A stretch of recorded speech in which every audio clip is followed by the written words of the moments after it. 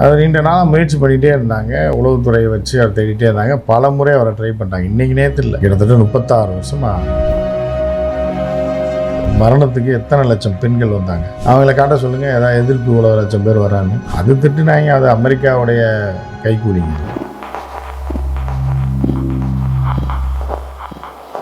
மற்ற நாடுகள்லேருந்து இப்போது சைனா, கொரியாலாம் எடுத்திங்கன்னா இஸ்ரேல் பண்ணது தவறு அப்படின்ற மாதிரி கண்டனம் தெரிவித்திருக்காங்க. இந்தியாவில் மட்டும் இஸ்ரேலுக்கு சப்போர்ட் பண்ணியிருக்காங்க சார். இஸ்ரேலுக்கு சப்போர்ட் பண்ணுறாங்கன்னா இவங்க ஒரு பாலிசியில் இருக்காங்க, இவங்க எதில் லாக் ஆகிருக்காங்கன்னு தெரியும்.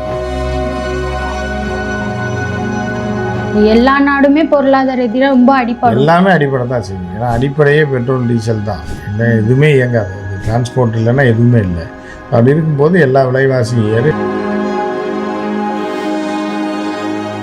காந்தம் மீடியா நேயர்களுக்கு வணக்கம். நான் உங்கள் விஜயாஸ்மின். இன்னைக்கு நம்ம கூட பத்திரிகையாளர் உமாபதி சார் அவர்கள் தான் இருக்காரு. வணக்கம் சார்.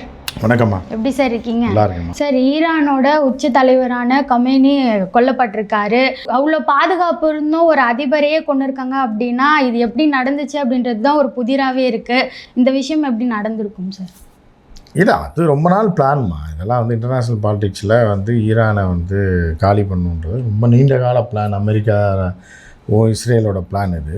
அது நீண்ட நாளாக முயற்சி பண்ணிகிட்டே இருந்தாங்க. உளவுத்துறையை வச்சு அதை தேடிட்டே இருந்தாங்க. பல முறை அவரை ட்ரை பண்ணிட்டாங்க. இன்றைக்கி நேற்று இல்லை, அவரை நான் கிட்டத்தட்ட 36 வருஷமாக வந்து இந்த தலைமை பொறுப்பில் இருக்கேன். அதுக்கு முன்னாடி அதிபராக சில காலங்கள் இருந்தார்.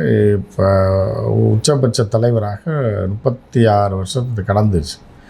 ஸோ அந்த 36 வருஷத்தில் வந்து ஆரம்ப காலம் தொடர்ந்து இப்போ வரைக்கும் அவரை பல முறை, இன்றைக்கி நேரத்தில் அவரை ட்ரை பண்ணிகிட்டே இருக்காங்க. இப்போ வந்து அது ஒரு உச்சக்கட்டத்துக்கு வந்து போர் தளவாடங்களெல்லாம் கொண்டு வந்து நெருக்குதலுக்கு உட்படுத்தி அவரை வந்து ஒரு காலத்தில் வந்து என்னென்னா ஒரு நியாய தர்மம்னு ஒன்று இருந்துச்சு. சரியா இருக்குன்னா அரசியல் ரீதியாக பேச்சுவார்த்தை நடத்துறது, இன்னொரு நாட்டு தலைவர்களுக்கு மரியாதை கொடுக்குறது. நீங்கள் பார்த்தீங்க மோடிலாம் போனால் சிவப்பு கம்பள வரவேற்பு கொடுப்பாங்க, நம்ம நாட்டுக்கு யாராவது வந்தால் கொடுப்பாங்க. அவர்களை ராஜ உபச்சாரம் பண்ணி அவர்களோட நட்பு பாராட்டுறது தான் ஒரு ஜனநாயகம், மனிதத்தன்மை. அதை விட்டுட்டு நேராக நம்மகிட்ட ஆயுதம் இருக்குன்றதுக்காக, இப்போ நம்ம பெரிய நாடு, இலங்கை சின்ன நாடு, நம்மகிட்ட ஆயுதம் இருக்குன்றா 2 கப்பலை போயிட்டு இதில் கையெழுத்து போடு இல்லைன்னா அவனை கொன்றுவேன்னு சொல்லி ராக்கெட் அடித்தா அது வந்து காட்டு மிராண்டித்தனம். அந்த காட்டு மிராண்டித்தனத்தை தான் செஞ்சுருக்காங்க. அதுக்குள்ளே பதிலடியும் கொடுக்கப்பட்டுருக்கு. அதுக்கான பதிலடியும் அவங்க சந்திச்சாகும் சார். இருந்தாலும் தாக்குதலை தொடங்கின முதல் நாளே ஒரு அதிபரை கொண்டு இருக்காங்க. இது வந்து ஈரானுக்கு ஒரு தாக்குதல் தொடர்ந்த முதல் நாளே கிடையாதுமா. அதாவது என்னென்னா ஏற்கனவே வந்து ஈரானை சூழ்ந்து திட்டம் போட்டு இருக்கிற இடத்த கண்டுபிடிச்சதுக்கப்புறம் தான் கப்பலையும் நகர்த்துறாங்க. புரியுதா? அது ஒரு நாளில் நடந்ததெல்லாம் வந்து நிறுத்தினவுடனே தூக்கி போட்டாங்கன்னு சொல்லுவோம். மாதக்கணக்காக ஃபாலோ பண்ணியிருக்காங்க. ஃபாலோ பண்ணி இவர் எங்கே இருக்காருன்னு தெரிஞ்சு அந்த இடத்துல நம்ம இந்த ஒரு விஷயம் ஈரானுக்கு ஒரு பின்னடைவாக இருக்காதா?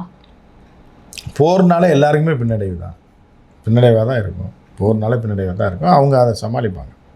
சார், அடுத்த கட்டமாக ஈரானோட தலைவராக யாரை தேர்ந்தெடுப்பாங்க? யாரை தேர்ந்தெடுக்கப்பட்டு? இல்லைம்மா, அவருடைய பையன் இருக்கார், அவருடைய 2வது மகன் இருக்கார். அதற்கப்புறம் அவரால் தேர்வு செய்யப்பட்ட ஒரு மதகுரு 2 பேர் இருக்காங்க. அதற்கடுத்து முதல் கட்டத்தில் ஒரு மகன், 2வது கட்டத்தில் 2 மதகுருகள், ஒரு மொழி அறிஞர் இருக்கார்.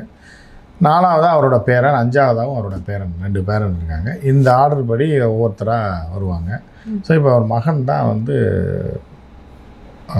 வர்றதுக்கான வாய்ப்பு. ஆனால் சார், இந்த ஒரு இன்சிடென்ட் நடந்ததுக்கு அப்புறமா அந்த தலைவரை தேர்வு செய்கிறது கிட்டத்தட்ட ஒரு 24 மணி நேரம் இருக்கும்னு சொல்லுங்களேன். அந்த ஒரு கேப்பில் தேர்வு செய்கிறதுக்கு முன்னாடி யார் கண்ட்ரோலில் இருந்துச்சு? அவங்கள போடணும் அப்படின்றது இல்லைம்மா. அது வந்து யார் கண்ட்ரோல் செஞ்சுன்னா அது வந்து என்னென்னா உச்ச நீதிமன்றம் இருக்காங்க. புரியுதா? உச்ச நீதிமன்றத்தை தலைமை நீதிபதி, அதுக்கப்புறம் நாடாளுமன்றம் இருக்குது, நாடாளுமன்றத்தோடைய தலைவர். அதற்கு அப்புறம் பார்த்தீங்க அப்படின்னா இவங்க இந்த மத குருமார்கள், இந்த 3 பேர் சேர்ந்து தான் வந்து ஒருத்தரை தேர்ந்தெடுப்போம்னு அந்த நாட்டோட அரசியல் சட்டத்தில் இருக்குது. ஸோ அதன் அடிப்படையில் தான் பண்ணுவாங்க. அவங்க நாட்டுக்குன்னு ஒரு சட்டம் இருக்கும். அதெல்லாம் மித்ததெல்லாம் இயங்கிகிட்டே இருக்கும்.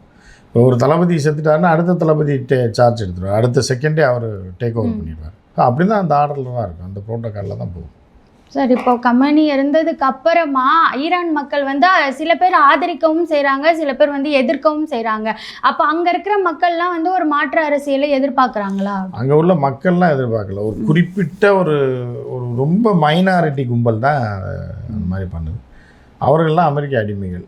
அமெரிக்கா மாதிரி நம்ம வாழணும், அமெரிக்காவில் இருக்கிற மாதிரி குட்டப்பாவாடை ஷார்ட்ஸும் போட்டு சுற்றணும் அப்படின்ற மாதிரியான ஒரு கும்பல். அந்த கும்பல் வந்து எதுக்குது தவிர மித்த யாரும் எதுக்கலை. இப்போ அவர் மரணத்துக்கு எத்தனை லட்சம் பெண்கள் வந்தாங்க. இப்போ அவங்கெல்லாம் அவங்கள காட்ட சொல்லுங்கள், எதாவது எதிர்ப்பு இவ்வளோ லட்சம் பேர் வரான்னு. அது திட்டுனாங்க, அது அமெரிக்காவுடைய கைக்கூலிங்க. அது அந்த கைக்கூலியெலாம் அடித்து காலி பண்ணிடுவாங்க. ஆனால் சார், இந்த போர் ஸ்டார்ட் பண்ணது வந்து இஸ்ரேலும் அமெரிக்காவும் சேர்ந்து தான் பண்ணாங்க. ஈரான் அவங்களோட தாக்குதலை தொடங்கினது வந்து சவுதியில் துபாயிலேருந்து தான் ஸ்டார்ட் பண்ணியிருக்காங்க. எதனால் அங்கேருந்து தொடங்கியிருக்காங்க சார்? இல்லை, அதாவது என்னென்னா அவங்க வந்து நீண்ட காலமாக அமெரிக்காவோட கைக்கூலியாகும். பூராமே கத்தார், இப்போ சவுதி அரேபியா, துபாய், குவைத்து எல்லாமே வந்து அமெரிக்காவுடைய அடிமைகள். அமெரிக்காவோட ஏர்பேஸ் எல்லா இடத்துலையும் இருக்குது. அப்போ இவங்க கேட்குறான், நீ எதுக்குடா அவனுக்கு இடம் கொடுத்த? நாட்டில் அமெரிக்காவுக்கு இதுக்கு இடம் கொடுத்த? அப்போ முதல்ல உடனே தான் அடிக்கணும்னு சொல்லி தான் அவங்க தாக்கியிருக்காங்க. அதனால் தொடர்ந்து இந்த இது இருக்குது. சரி, ஈரான் வந்து இப்போ அடுத்த கட்டமாக பழி வாங்கியே தீருவோம் அப்படின்ற ஒரு எண்ணத்தில் இருக்காங்க. அடுத்ததாக எந்த தலைவரை அவங்க வந்து தேர்ந்தெடுப்பாங்க? தலைவரை தேர்ந்தெடுத்து கொள்ளணுன்றதெல்லாம் முடியாத காரியம். அது வந்து ப்ரொடெக்ஷன் பயங்கரமாக இருக்கும். அமெரிக்காவுக்குள்ளே போய் வெள்ளை மாளிகையில் பாம் அடித்து ட்ரம்ப்பை கொள்றதெல்லாம் கஷ்டம். ஆனால் வந்து நெதன்யாவுக்கு டார்கெட் போடலாம், அதுவும் கஷ்டம்தான். ஸோ அப்படி இருக்காது. போருன்றது நாட்டுக்கு நாடு இருக்கும். அந்த அளவுக்கு ஈரான் வந்து பவர்ஃபுல்லாக இல்லை உளவு பிரிவில். டிஃபென்சிவாக கூட அவங்க இல்லை. அஃபென்சிவாக வந்து உளவு பிரிவில் அமெரிக்காவில் ஆள் இருக்குன்னா அதெல்லாம் இல்லை. ஸோ அப்படி தான் போயிட்டுருக்கே தவிர அவர்கள் என்ன அமெரிக்கா பேஸை அமெரிக்காவை கூட தாக்க முடியாது. ஏன்னா அந்த அளவுக்கு உங்கள்கிட்ட ஏவுகணைகள்லாம் இல்லை. அமெரிக்கா பேஸ் இந்த அரபு நாடுகள் எங்கெங்கெல்லாம் இருக்கோ அது மீது தாக்குதல் நடத்துவாங்க. அப்போ எல்லா நாடுகளும் எல்லாத்துக்கும் ப்ரிப்பேராக தான் இருக்குது, அடுத்தடுத்த என்ன பண்ணணும் அப்படின்ற மாதிரி ப்ரிப்பேராக தான் இருக்குன்றதில்ல. அவர்கள்ட்டலாம் ஆயுதம் வாடகைக்கு வாங்கி விலைக்கு வாங்கி வச்சுருக்காங்க. புரியுதா? யுஏஇலாம் வந்து இவங்ககிட்ட வாங்கி வச்சுருக்காங்க. அமெரிக்காட்ட ஆயுதத்தை வாங்கி அதை வச்சு தடுப்பு நடவடிக்கையில் ஈடுபடுவாங்க. அவ்வளோதான் பண்ண முடியும். அது கொஞ்ச நாள் தீர்ந்துச்சுன்னா அதுவும் அடி வாங்க வேண்டியதான். சரி, இப்போ இந்த ஒரு விஷயம்லாம் நடக்கிறதெல்லாம் பார்த்தா இது வந்து 3ஆம் கட்ட உலகப்போர் அப்படின்ற அடித்தளம் அடி வராது. 3ஆம் கட்டம் வராது, 4ஆம் கட்டம் வராது. இது கட்டத்துறை கட்டம் சரியில்லை இல்லை. 2 நாட்டுக்கு பிரச்சனை, அது போயிட்டுருக்கு. யாருமே இப்போ இறங்கலையே. 3ஆம் உலகப்போர் 4ஆம் உலகப்போர்லாம் வரணும்னா நேரம் ரஷ்யா இறங்கி அடிச்சிருக்கணும் அமெரிக்காவை, சைனா இறங்கி இஸ்ரேல் அடிச்சிருக்கணும், திருப்பி இஸ்ரேல் வந்து வேறு யாரும் அடிச்சிருக்கணும். அப்போ தான் அது வரும். இது வந்து அவங்களுக்குள்ளே நடக்கிற சண்டை. ஈரானுக்கு தெரியும் யார் எதிரி, யார் இது பண்ணுறாங்கன்னு அதை பண்ணுவாங்க. ஆனால் எல்லாரும் அவங்களோட கண்டனத்தை தெரிவிச்சுட்டே இருக்காங்க, இப்படி பண்ணியிருக்கக்கூடாது அப்படின்ற மாதிரி. கொரியாவிலேருந்தும் சரி, சீனாவிலேருந்தும் சரி அவங்களுடைய கண்டனத்தை தெரிவிச்சிருக்காங்க. அது தெரிவிக்க தான் செய்வாங்க. ஒரு தப்பு நடந்துச்சுன்னா அதை கண்டிக்க தான் செய்வாங்க, கண்டனம் தெரிவிக்க தான் செய்வாங்க. அந்த வகையில் தான் பண்ணியிருக்காங்க. சார், மற்ற நாடுகள்லேருந்து இப்போது சைனா, கொரியாலாம் எடுத்திங்கன்னா இஸ்ரேல் பண்ணது தவறு அப்படின்ற மாதிரி கண்டனம் தெரிவித்திருக்காங்க. இந்தியாவில் மட்டும் இஸ்ரேலுக்கு சப்போர்ட் பண்ணியிருக்காங்க சார். அதுதான்மா, இஸ்ரேலுக்கு சப்போர்ட் பண்ணுறாங்கன்னா இவங்க ஒரு பாலிசியில் இருக்காங்க, இவங்க எதில் லாக் ஆகிருக்காங்கன்னு தெரியல.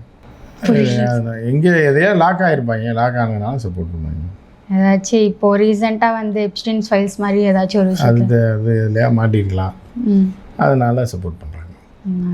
ஓகே, இதனால ஏதாச்சும் ஒரு பொருளாதார எதிரியாக எல்லா கண்ட்ரீஸ்க்குமே ஒரு அடித்தளமாக இருக்கும். சண்டைன்னு வந்தாலே சண்டையில் கிளியாத சட்டை எங்கே இருக்குன்றது. சண்டைன்னு வந்தாலே பொருளாதாரத்தில் பிரச்சனை வரதான் செய்யும். இப்போ வந்து அங்கே ஹர்மூஸ்ன்னு சொல்லி ஒரு வாய்க்கால் இருக்குது, அதான் கடல். பாக் ஸ்ட்ரைட்டுன்னுவாங்கள்ல, பாக் ஜலசந்தின்ற மாதிரி அங்கே ஹர்மூஸ் ஸ்ட்ரைட்டுன்னு ஒன்று இருக்குது. அதை அவன் மூடிட்டான். இப்போ அங்கே கப்பல்லாம் வராதுன்றப்போ என்னென்னா இப்போ கச்சா எண்ணெய் விலையெல்லாம் தாறுமாறாக ஏறும். இந்தியாவிலையும் ஏறுறதுக்கான வாய்ப்பு நிறையா இருக்குது. ஸோ அது என்ன நடக்குதுன்னு நம்ம பொறுத்து தான் பார்க்கணும். எல்லா நாடுமே பொருளாதார ரீதியாக ரொம்ப அடிப்படை, எல்லாமே அடிப்படை தான் செய்யும். ஏன்னா அடிப்படையே பெட்ரோல் டீசல் தான். என்ன எதுவுமே இயங்காது. அது டிரான்ஸ்போர்ட் இல்லைன்னா எதுவுமே இல்லை. அப்படி இருக்கும்போது எல்லா விலைவாசியும் ஏறும், எல்லாருக்கும் பாதிப்பாக தான் செய்யும். சார், கிட்டத்தட்ட 7 நாளில் இந்த ஒரு போர் முடிகிறதுக்கான வாய்ப்பு இருக்குது அப்படின்ற மாதிரி சொல்கிறாங்க. இது அதெல்லாம் யாருமே 7 நாளாக இதுன்னா இது கருமாதியா 7ஆவது நாள் கருமாதி வச்சுருவாங்கன்றது அதெல்லாம் சொல்ல முடியாது. இது எப்போ வரைக்கும் போகும் அப்படின்றது அரசியல் சூழலை பொறுத்து தான் இருக்குது. என்ன இப்போ அடுத்த கட்டமாக என்ன பண்ணுறாங்க, என்ன பேச்சுவார்த்தை நடத்த போகிறாங்க, எந்த மாதிரியான தாக்குதல் இருக்குது அப்படின்றது. இது வேறு ஏதாவது மோசமான தாக்குதல் ஏதாவது நடந்துருச்சு அப்படின்னா அது வேறு மாதிரி போகும், சொல்ல முடியாது. வருஷக்கணக்காகவும் போகலாம், மாதக்கணக்காகவும் போகலாம், இல்லை திடீர்னு ஒரு பேச்சுவார்த்தையின் மூலமாக நிற்கலாம், எப்படி வேணாலும் இருக்கலாம். இப்போவே நிலைமை ரொம்ப மோசமாக இருக்கு இல்லையா சார்? இதுக்கப்புறமா 2 நாடுகளும் சேர்ந்து இப்போது ஒரு நாடு தாக்குறாங்க. இவங்களோட தாக்குதல்கள் எப்படி ஹேண்டில் பண்ணுவாங்க ஒவ்வொரு கண்ட்ரி?